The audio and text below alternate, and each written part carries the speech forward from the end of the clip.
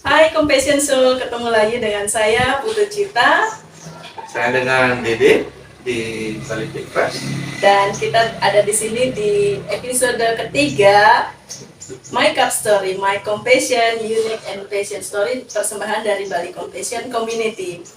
Nah, sebelum kita mendengarkan cerita inspirasi dari Pak Dede, saya ingatkan untuk subscribe Bali Compassion Community Channel YouTube dan klik lonceng notifikasi. So kita langsung aja ya Pak Dede ya. Siap. Nah, sebelum kita mendengarkan nih cerita-ceritanya Pak Dede, mungkin kita dengarkan dulu atau kita mempersilakan Pak Dede untuk memperkenalkan diri ya. Siapa sih Pak Dede ini gitu loh. Oke, terima kasih waktunya. Salam kenal teman-teman Bali Compassion Community. Saya panggilannya Dede, nama lengkap saya Gede Sucaya Jaya dari Bali Big Fresh. Saya anak tertua dari 3 bersaudara, 1 istri dan 3 anak. Jadi asal dari Singaraja, Bali. Bali Big Fresh ini asal muasalnya memang dari tahun 2016.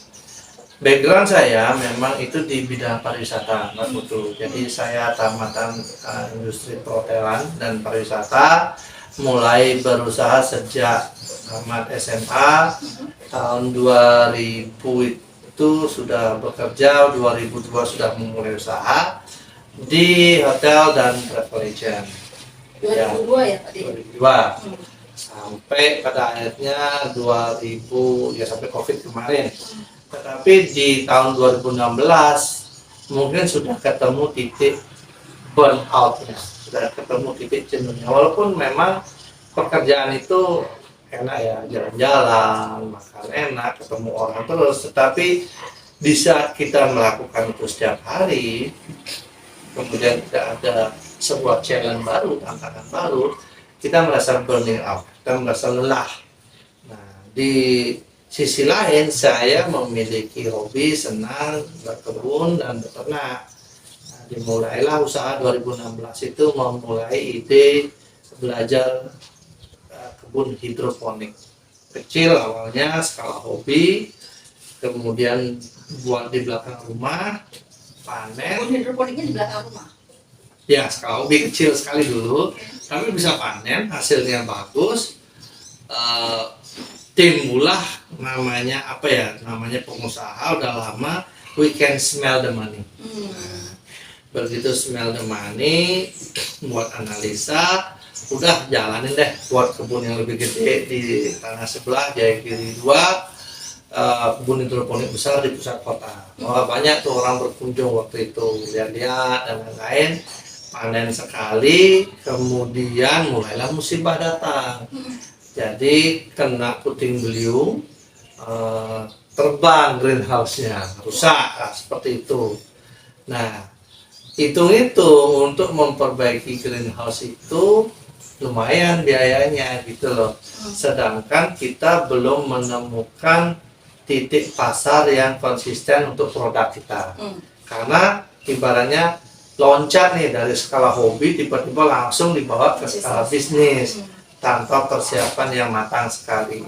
Ya udah, akhirnya mulai beralih pelan-pelan dari hidroponik ke pertanian organik. Kalau pertanian organik modalnya lebih kecil, tetapi effortnya malah lebih besar karena pengerjaan lahan organik itu lebih berat. Tapi waktu itu karena saya aktif di banyak organisasi, ada di GCI, ada di relawan ekoenzim, ada di Aspehoti, ada di Kadin dan lain-lain. Dan memang itu organisasi yang kebetulan saya mendekat ke para petani. Nah, di situ belajar bagaimana pengolahan pertanian organik. Nah, akhirnya ketemulah saya seseorang yang bisa menjadi relasi kita sampai saat ini, yang di kebun Bedugul. Nah, kebetulan dia sudah mengolah lahannya secara organik, baru mulai, awalnya kimia. Akhirnya kita berdiskusi, yuk kita mulai usaha bareng. Saya Itu di tahun 2006 2017. 2017. Jadi saya tata kebunnya, dia pengurusan organiknya, bagaimana pengolahannya, saya tata pasarnya, tata kebun dengan tata pasar, gitu loh. Jadi kita mulai nyoba itu dari 2016 sampai 2018 awal. Itu riset semua, uji coba, gagal panennya itu 1 tahun lebih. Jadi sampai pernah punya sayur banyak, nggak ada yang beli, bagi-bagikan, sudah dibagikan juga sisa banyak sekali, mau dipakai apa, kasih kelinci, ya, kasih ayam, kayak gitu. Akhirnya kan istri mulai ngomong-ngomong, karena waktu itu istri masih bekerja di PMA, perusahaan asing, sebagai accounting. Akhirnya kan saya bilang, coba jajagi usaha ini, daripada kerja sama orang, yuk coba usaha sendiri. Karena dari dulu saya berusaha ngajak istri itu supaya bisa lepas kerja dari orang dan punya waktu lebih banyak untuk ngurusin keluarga. Anak, Entrepreneur ya. ya seperti itu lah. Mulai 2018 saya panen awalnya selada-selada begitu. Kenal sama kawan satu sebagai staff processing di hotel, kita bawa ke situ buat appointment Yang dengan bawa chef. siapa tadi langsung atau Saya bawa dengan istri. Nah, waktu itu istri datang ikut aja karena dia pengen tahu aja ngeliat gimana. Nah, yang buat kita shock waktu itu adalah barang kita dibuang sama hotel sama chefnya, di reject lah gitu loh. Buanglah barang ini, nggak perlu. Ngapain kamu bawa barang begini gitu.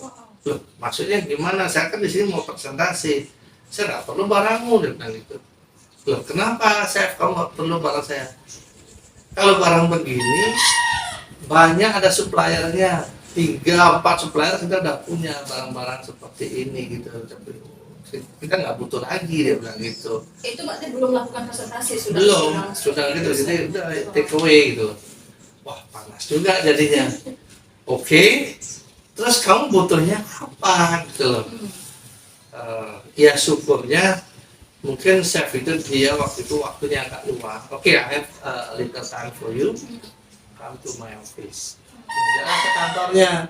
Nah, karena kebetulan chef yang kita ajak ketemu itu head chefnya, eksekutif chefnya. Jadi setelah ketemu sama chefnya di office-nya, dibukainlah saya menu dia dan gambar-gambar. Dia bilang, kamu harus punya barang-barang ini, tanam ini, cari ini, supply ini, dia bilang gitu. Kalau kamu bisa supply barang ini, saya akan beli semua dan saya garansi semua bintang 5 di Bali dan fine dining restoran akan beli sama kamu. Nah, begitu. Saya gantian bengong.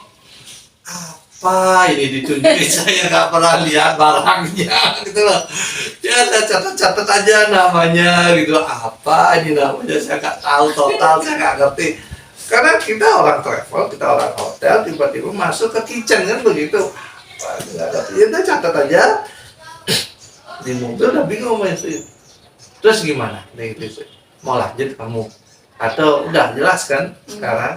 Kita nggak berhasil deh. Ya udah, kamu tetap kerja deh di sana dulu. Saya akan berusaha dulu sama kebun saya di Betugul. Balik, saya buat catatan itu, saya browsing di internet. Waduh, ini barang-barang Eropa semua nih, luar negeri semua nih. Terus nggak ada di Indonesia nih, sampai gitu-gitu. Saya cari.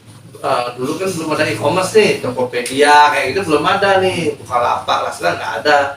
Cari-cari web, nggak ada yang jual benihnya. Waduh, terus gimana nih itu loh. Ya udah, ada nih yang jual barang ini.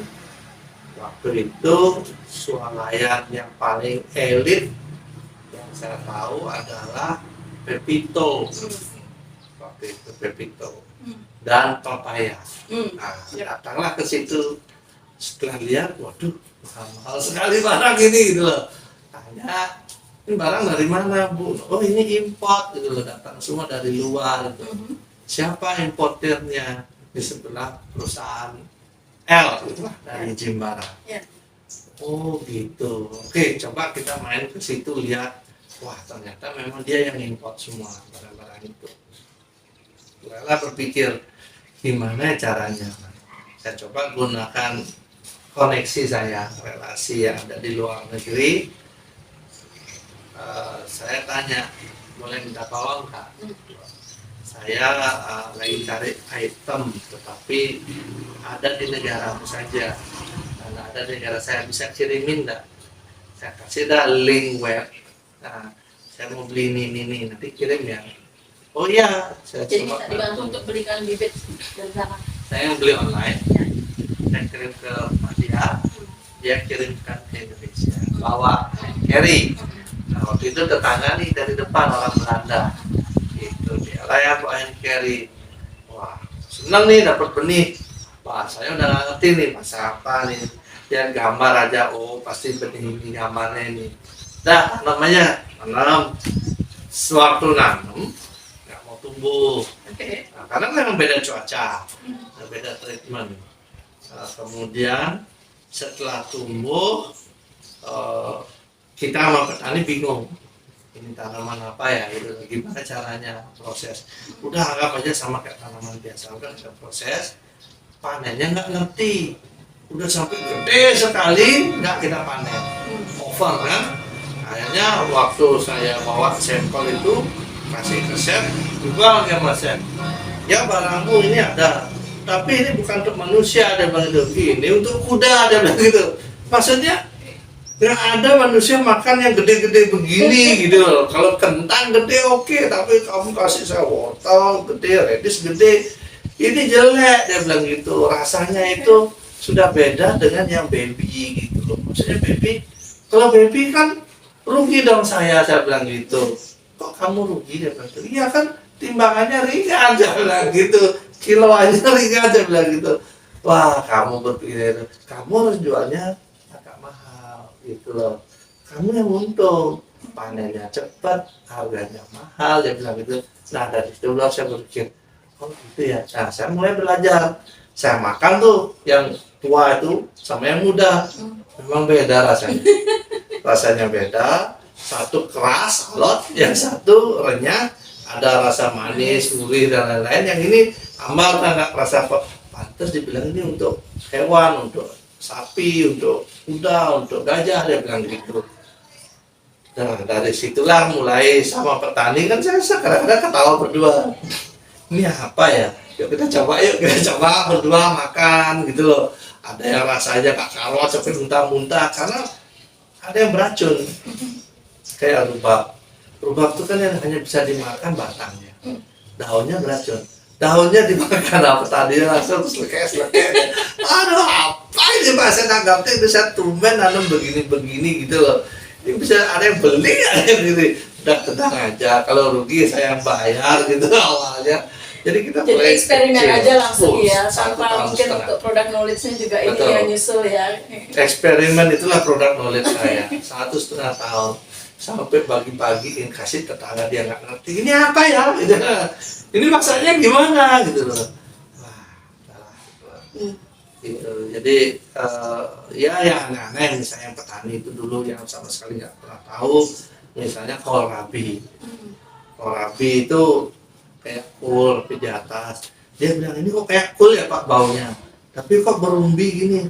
Ini diapain nih Pak? Ini panennya kayak gimana gitu. Itu dia nggak tahu. Kemudian jenis umbi-umbian kayak parsnip, dibilang wortel putih kayak gitu. Ada turnip, ada beetroot. Beetroot saya ada kuning, ada putih kayak gitu. Dia bingung. Begini ya tanaman pit ini apa nih bangkuan bukan bangkuan ya, kayak begitulah ya. Akhirnya panen awal karena benih kita sedikit, saya datengin chef itu lagi musibah, chefnya sudah nggak di sana lagi hotel itu. Nah, dia kan nggak ada yang bisa memutusin nih barang bisa diterima apa nggak, padahal dulu kalau panen dia yang janjiin mau beli, padahal mau dibawa kemana nih barang gitu loh. Ya udahlah, masuk Pepito, masuk Tiara bilang kamu nggak pakai barang begini, nggak ada yang beli gitu loh, ini untuk beli-beli nih restoran ya gitu. Ya coba tawarin ke Pepito, Popaya mulai masuk. Nah akhirnya adalah swalayan baru buka Grand Laci sampai kita yang diundang. Nah waktu diundang, wah kok ada ya tanaman-tanaman ini yang import. Ternyata dikira kita importer lain selain perusahaan itu gitu ya. Oh enggak, kita tanam. Mereka super, masa tanam bisa itu tumbuh sini? Coba buat sini barangnya siapa? Wah barang banyak semua. Dari tomat itu macam-macam warna. Jadi tomat itu enggak cuma merah, ada putih, ada hijau, ada hitam tomatnya, ada orange kayak gitu. Jadi colorful itu bagus. Nah akhirnya dia bilang kontrak eksklusif. Oke, semua barang Bali Pick Fresh masuk ke dalam. Nah, Jadi nama Bali Pick Fresh itu sendiri itu sudah eksis dari tahun berapa Pak De? dari awal buat usaha itu kita pengen beli nama apa ya, sesuatu yang dipetik segar gitu. Tapi lokasi di Bali, udah bahasa Inggris di awalnya kan biar kepingin domain website saya gampang dicari. Ya udah langsung aja deh Pick Fresh, petik segar Bali, ya udah sambung-sambungnya Bali Pick Fresh, udah as simple as that gitu aja sih awalnya.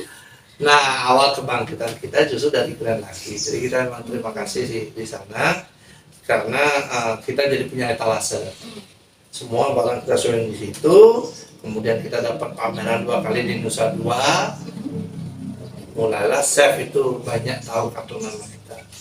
Jadi kita nggak dealing sama purchasing lagi, kita dealing sama chef langsung.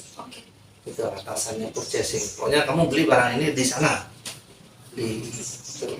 Nah, Compassion Soul di sini episodenya yang dari Pak Didi ini temanya kan from farm to table for artisan chef and food photography. Nah, mungkin beberapa dari Compassion Soul di sini nggak ngerti nih from farm to table itu apa sih? Kemudian for artisan chef dan food photography itu apa sih maksudnya? Mungkin Pak Dede bisa cerita sedikit nih Pak Dede. Ya, singkatnya gini, from farm to table itu sayuran ini garansi fresh dan kualitasnya yang terbaik. Jadi kurang dari 12 jam sudah dari kebun nyampe di meja kitchen. Karena kalau mengikuti alur standar itu dari kebun itu ke pasar dulu, dari pasar ke gudangnya supplier, baru ke hotel. Jadi muter-muter gitu jadinya. Jadi tingkat kesegaran kualitas barang agak menurun. Nah kalau farm to table dia direct langsung dari farm langsung ke hotel, gitu loh, tanpa ada perantara lagi. Nah biasanya untuk hotel-hotel butik terbintang 5 begitu, mereka punya small garden karena mereka selalu punya program cooking class. Nah di program cooking class ini mereka metik apa, kadang-kadang kita bawa bibit tanaman yang sudah siap panen, ditanam-tanam aja gitu, karena besok ada cooking class jadi tinggal panen aja kayak gitu. Nah itu istilah mereka from farm to table langsung. Nah kadang-kadang beberapa pot herbs di atas meja makan untuk dipetik, menghias makanan untuk dimakan langsung oleh customer. Nah, kalau untuk for artisan chef dan food photography, kebetulan memang saya sejak dibuang barang kita dulu itu memang agak trauma. Akhirnya memposisikan diri, saya hanya mencari barang-barang khusus yang hanya dimainkan oleh 5-star hotel aja, sama fine dining aja. Jadi fine culinary gitu loh. Jadi makanan buat orang western sama chef-chef terkenal itu adalah sebuah seni. Jadi tidak hanya di kayak buat nasi goreng gitu taruh itu aja udah suguhkan, yang penting enak. Chinese food begitu. Tetapi western food nggak bisa. Mereka betul-betul hias, diisi macam-macam kayak merangkai bunga gitulah. Jadi piringnya gede, makanannya kecil sempit, harganya mahal sekali gitu loh. Nah yang gitu saya mainnya di situ. Jadi itu adalah artisan chef orang ngomong. Jadi chef yang memang untuk menghias makanan sehingga makanan itu yang sebagai art. Gitu. Dan setelah jadi makanan itu dipakai untuk fotografi, untuk ngisi menu. Karena tiap bulan biasanya ada peremajaan menu, nggak itu aja menunya terus gitu. Nah foto itu harus adalah hasil karya terbaik gitu loh.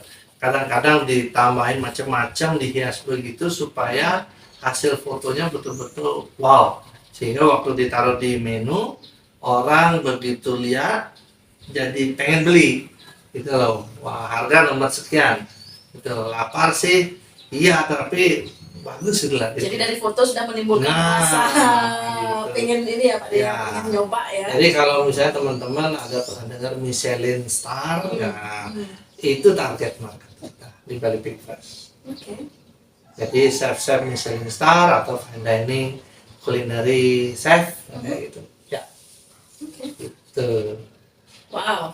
Dan di sini juga Pak Dede produknya bisa kita sambil minum. Sambil minum. Ya, produknya Pak Dede juga tidak hanya sayur mayur. Jadi di sini juga ada namanya edible flower ya Pak Dede ya. Dan Ya. buat saya sendiri yang jujur saya sendiri baru kenal nih Pak Dede edible Ya. flower, dan kemarin berkesempatan datang ke kebun Bali Big Fresh. Hanya saja untuk saat ini mungkin yang ada di sini bisa kelihatan nggak langsung ininya, mungkin bisa dilihat ya di meja Ya. ada beberapa sayur, cuman bunganya belum datang ya Pak Dea dari kebun. Iya, belum datang dari kebun karena kita Bali Big Fresh itu dipetik segar, dia dipetik subuh mulai dari jam 5 pagi sampai jam 10. Tadi dari kebun tuh langsung direct ke sini untuk dibersihkan dan packing, baru langsung kirim kok. Jadi kurang dari 12 jam sudah harus diolah jadi makanan. Hmm. Nah, biasanya datang sebentar lagi sih, jam 11-12 tuh udah datang karena perjalanan agak macet. Jadi memang kita awalnya mulai dari sayur dan umbi-umbian. Kemudian berkembang ke garnish. Garnish itu lebih ke microgreen, lebih ke edible flowers. Sekarang kita berkembang lagi ke berries. Jadi kita mulai tanam berry-berryan. Selain strawberry yang sudah banyak, kita tanam berries yang lain. Kemudian setelah itu mungkin larinya ke exotic fruit nanti. Exotic fruit tuh saya lagi kembangin sama kawan di Tabanan. Melon atau semangka itu sudah biasa. Tapi di saat kita bisa dia bentuk menjadi bentuk kotak, menjadi bentuk hati kayak gitu, itu akan menjadi spesial untuk acara-acara tertentu. Misalnya wedding gift seperti itu, ataupun Valentine Day kayak gitu. Nah itu bisa jadi hadiah. Jadi barang yang sama kita rubah bentuknya itu menjadi nilai tambah baru, Adding value ya. adding value. Nah jadi inovasi Bali Big Fresh ya selalu mencari produk-produk terbaru, apa yang ngetrend di bidang kulineri saat ini. Oke. Kalau sekarang mengarah ke organik, makanan semua, kita selain sayurnya ada organik, kita mulai buat ternak sekarang, ayam organik juga gitu. Ayam dulu, kalau ayamnya udah settle, nanti ada bebek gitu. Dan ini sudah jalan ya Pak Dea? Ayam sudah baru setahun, ya syukurnya demand bagus, pasar bagus, malah kita kekurangan peternak yang ikut gabung sama kita. Mungkin ada rekan-rekan yang punya passion di bidang peternakan, pertanian, boleh nanti kerjasama dengan kami, kolaborasi, sering menguntungkan di Bali Big Fresh dengan saya. Bisa hubungi Mbak Putu Cika juga. Oke.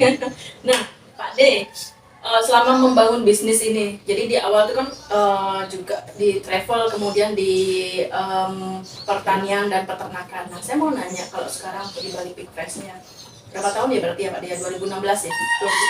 2017. Ya 2017 sampai 2022 5 tahun, 6 tahun ya, 5-6 tahun ya. Nah selama 5-6 tahun ini, apa sih tantangan terbesar yang sudah Pak D alami di Bali Big Fresh? Tantangan terbesar kita adalah pengolahan pertanian dari kimia ke organik. Itu di awal. Setelah itu settle, tantangan kedua adalah pasar.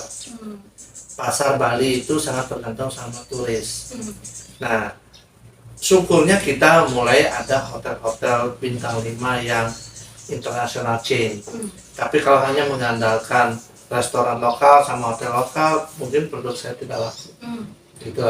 Jadi muncul ada beach club baru, ada hotel mewah, fine dining kayak gitu, nah mulai barang kita laku. Karena kalau mau misalnya kita andalkan pasar luas, produk ini sebenarnya harus diekspor ke Hong Kong sama Singapura. gitu. Tantangan ketiga adalah ini apa namanya, sustainability dari masalah farmingnya itu sendiri. Kadang-kadang karena climate change, benih kita itu juga banyak gagal. Jadi cost-nya jadi tinggi gitu loh. Jadi udah biaya import mahal, benihnya mahal, tidak tumbuh. Nah, karena perubahan-perubahan cuaca ekstrim, musim kemarau jadi hujan, jadi musim hujan mundur ya gitu-gitu lah. Nggak nentu ya, jadi Nah, kita berhubungan bisnis dengan alam ya Pak De ya. di bisnis-bisnis yang berhubungan dengan alam dan sesuatu yang makhluk hidup itu challenge-nya memang di sana.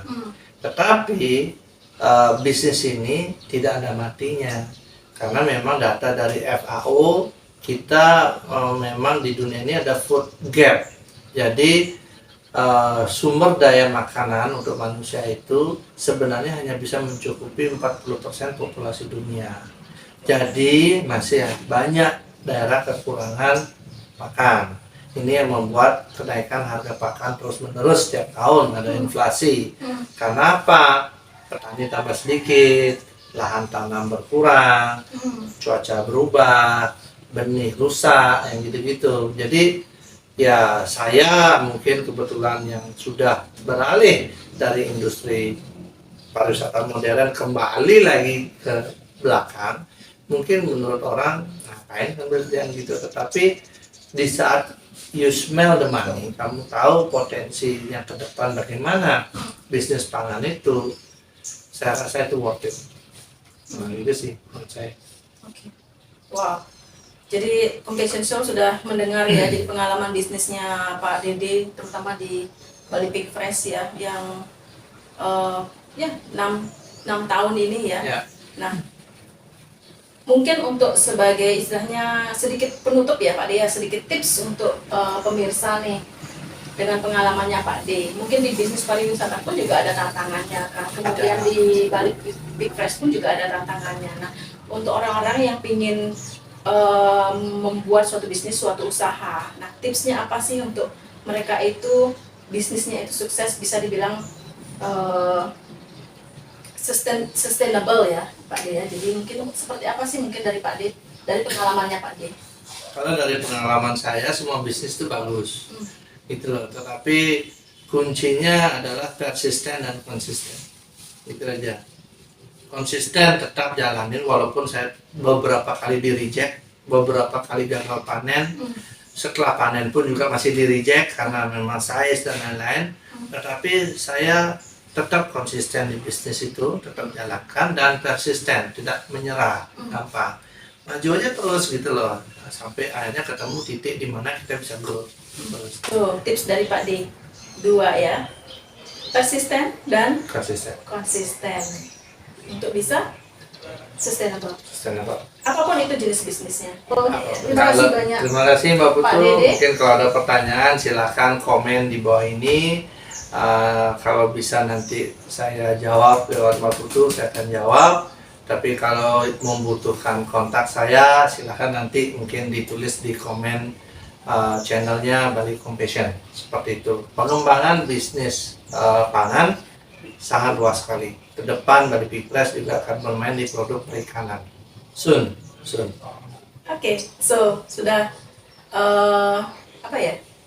Gak sabar atau pingin tahu lebih banyak lagi tentang Bali Pig Fresh atau Pak Dede, nanti kita share juga ya kontaknya Pak Dede, bisa dilihat di media sosial Bali Compassion Community. Dan kembali lagi saya ingatkan, subscribe YouTube channel Bali Compassion Community dan hidupkan lonceng notifikasi. Terima kasih. Terima kasih.